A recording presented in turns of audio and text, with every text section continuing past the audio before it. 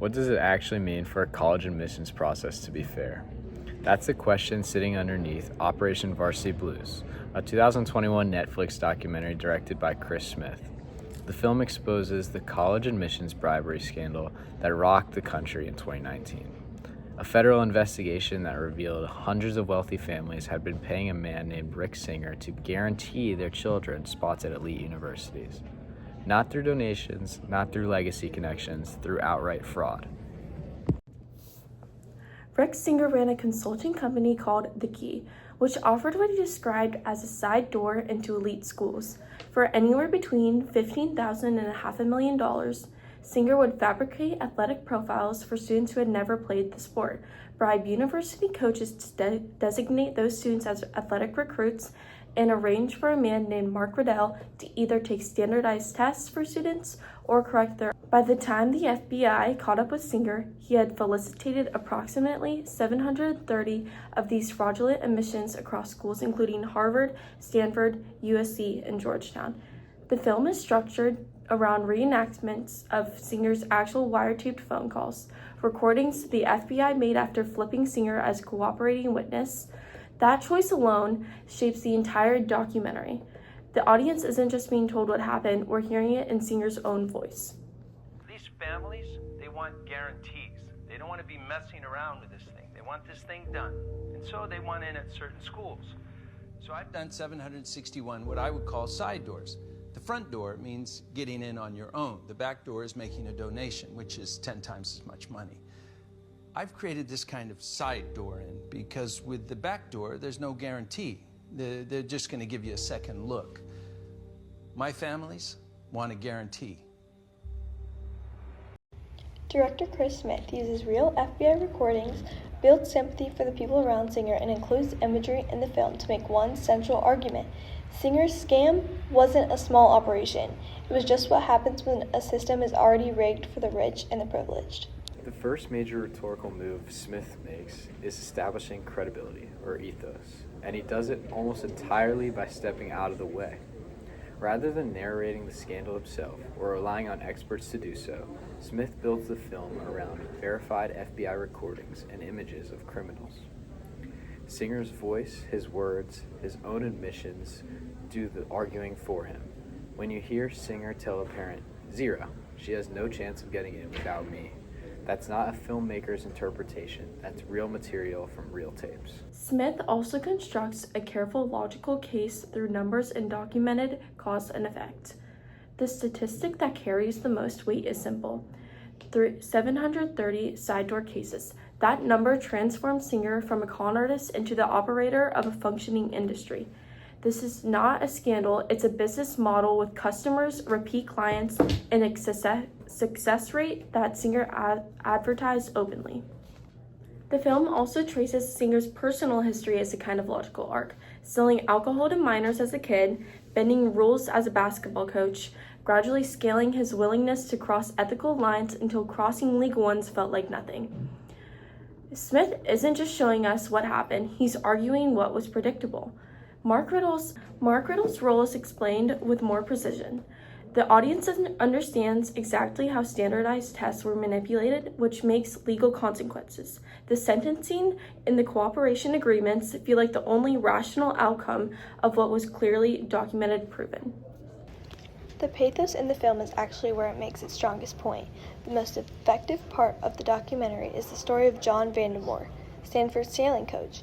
He took money from Singer, but every dollar went to his athletic program. He never kept any of it for himself. He was trying to keep a struggling program alive. He still ended up in prison.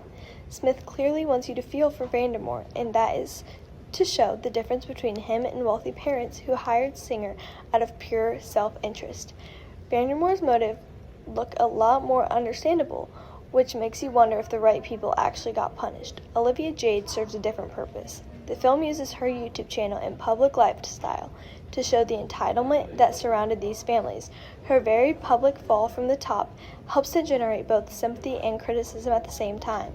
The documentary becomes more and more uncomfortable as Singer gets closer to being caught. This tactic is not exactly subtle, but keeps the audience emotionally hooked throughout. A new study out today shows how college admissions practices benefit the richest applicants.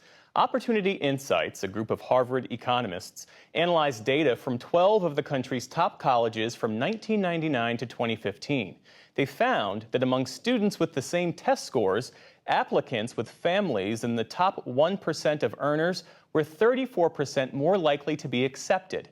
Those from the top 0.1% were twice as likely to be accepted. And schools gave preference to legacies and student athletes, among others. Overall, 1 in 6 students at Problems that Operation Varsity Blues exposes aren't just about one person or one plan. And here are 2 outside sources that show us how much bigger the issue really is. The first is a 2023 study from Opportunity Insights, a research group based at Harvard University. Harvard economists analyzed admissions data from 12 of the country's most elite colleges and found something striking. Among students with identical test scores, applicants from families in the top 1% of earners were 34% more likely to be accepted, and those from the top 0.1% were twice as likely. PBS, the study, identified 3 main drivers of that advantage: legacy preferences, recruited athlete status, and non-academic credentials that wealthier students are far more likely to have. What makes this source so useful in conversation with the documentary is what it reveals about the system Singer was exploiting. His side door was illegal, but the Opportunity Insights study concluded that highly selective private schools currently amplify the persistence of privilege across generations and opportunities through entirely legal means. Singer didn't just invent an unfair system, he found a way to sell access to one that was already existed. The second source strengthens this argument even more.